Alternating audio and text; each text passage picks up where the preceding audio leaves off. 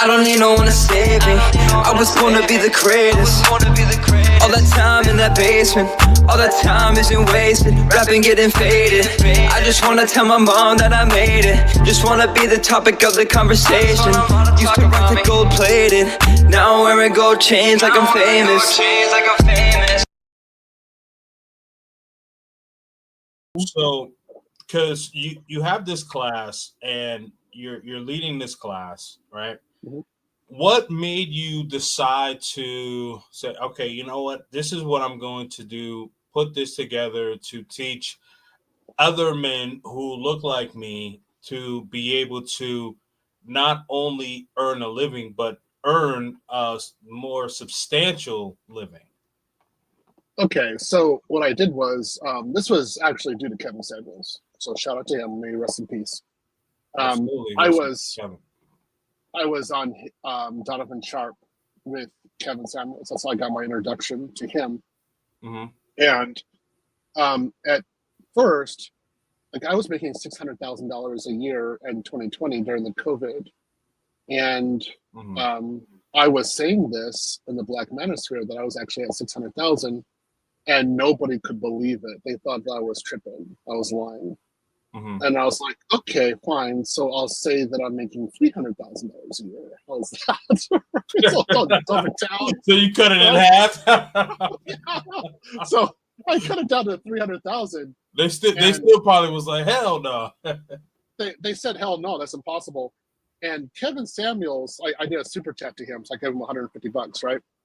And he said, like, I was 47 years old at the time. He said, you should be dating a 25-year-old. It doesn't even matter how you look. Like, you should have a hot 25-year-old. Why don't you go out and date and do this stuff, right? I wasn't even thinking about dating. And then the other thing that he said was, the way that you're really thinking, you need to be vocal. You need to actually say it. So a lot of Black men were not saying what they're really thinking. They're just placating the women. Mhm. That's it. And that's what I was doing too. And I said, okay, I'm going to start being vocal. So I started saying, yeah, I'm making 600,000. And the way the people were treating me, I just got ticked off. And I was like, why is it that someone wouldn't believe that I'm making that money, particularly because I was Black? And I was like, this is bullshit. Okay, sorry. This is BS. So No, oh no, I you was can like, swear. You can swear. Go ahead. okay, yeah. So I was like, okay, I'm going to teach people how to do this. Because I'm sick and tired of people thinking that Black men can't do this. This is ridiculous. All right. And I was going to teach the entire process, and I didn't want to go online to do it. I actually wanted to meet people in person and actually have a personal connection and teach them from the beginning of how to actually do it. So I decided to make the conclave in Atlanta in 2021. And I said, hey, look, to make sure you don't think I'm grifting, I'll do it for free. So I'll pay for all the hotel. I'll fly speakers in. If they need a stipend, I'll give it to them. I'll pay for all their food, all their transport, everything. So the first conclave was about $45,000. I paid for it all with cash, no credit cards, nothing.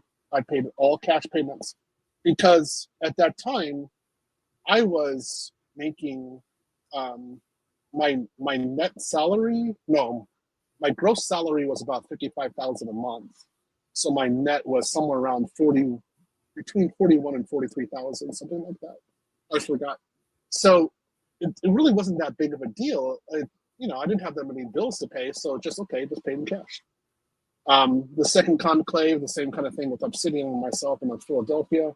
I paid for that one in its entirety as well. So that was about another $35,000 to $40,000. And I was just saying like, hey, look, I'm going to change the narrative.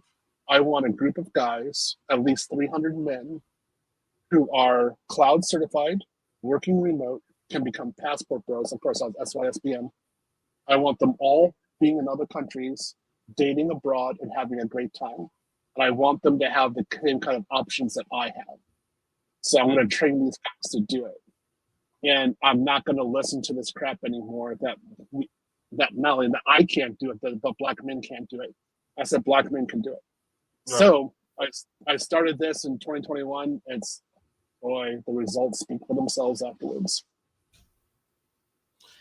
Absolutely, man. Absolutely. I mean, you're right because right, you hear that someone's making over $500,000, and unfortunately, we have this stigma as black men. You either have to be an athlete or some sort of entertainer in order to make that kind of money, or you're making that money illegally.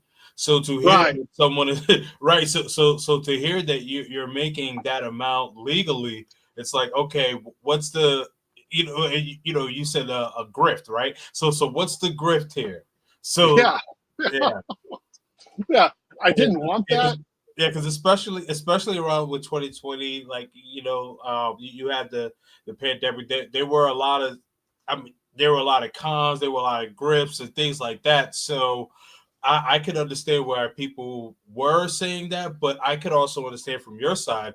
You're saying like, no, like this is real. So you know what? Okay, I'm gonna I'm gonna walk it instead of just talking it. And so you do the conclave, or whatever, you put that on your back, and then so on and so forth. So so how did you connect with Obsidian and decided to do the conclave with him?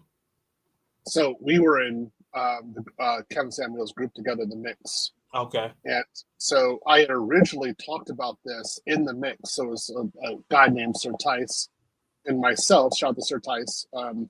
I made this post in the Mix, and I said, yeah, I can do this. I can make this meeting because it costs me about $30,000, and I can do it. I'm doing it in Atlanta.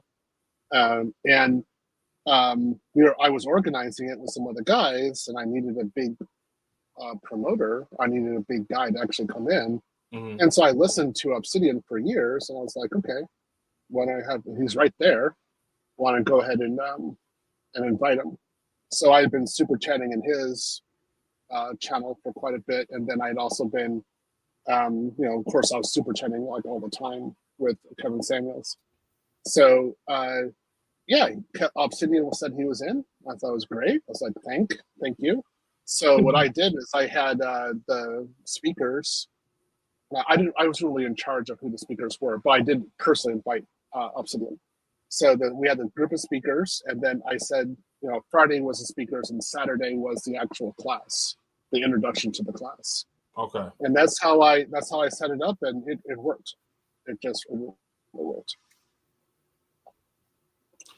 Man, that's great. That's great, man. Really, really. I think one of the most important things when it comes to the manosphere and men in general, it's about networking, right? It's not only about who you know, but who you can bring together. I think that for me, as I mentioned, like I come from a promotion, managing, owning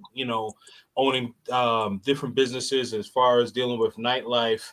I've always networked. So whether it was a promoter, DJ, recording artist, some of the biggest artists that you could think of that I actually have communication with to this day. And so you being able to say, all right, you know what? I have this idea. I want to teach this class to men, but I also want to make an event out of it and being able to branch out. I think that is so great. And I know that this year you're doing it in Miami, correct? Yeah, doing it in Miami. That's right. Yeah, Miami Convention Center. Okay.